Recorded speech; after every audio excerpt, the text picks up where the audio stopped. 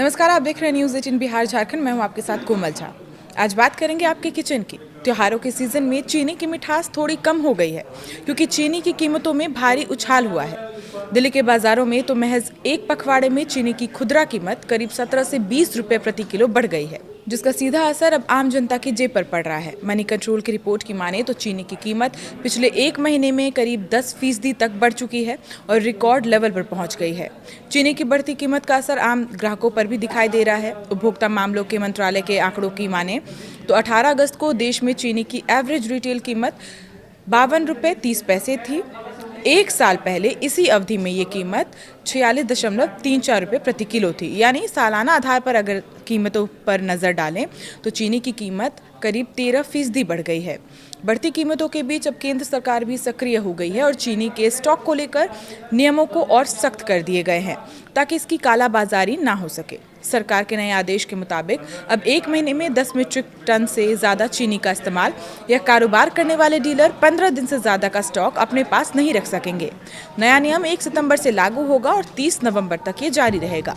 सरकार का ये कदम बाजार में चीनी की उपलब्धता बढ़ाने और कीमतों को कंट्रोल करने के लिए उठाया गया है। दरअसल इससे पहले सरकार ने चीनी डीलर्स के लिए स्टॉक रखने की समय सीमा 30 दिन तक की तय की थी, लेकिन बाजार में कीमतों में तेजी जारी रहने के बाद अब सरकार ने स्टॉक की अवधि को और कम कर दिया है।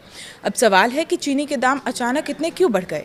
इसके पीछे एक बड़ी वजह बाजार में सप्लाई को लेकर दबाव और आने वाले त्योहारी सीजन है।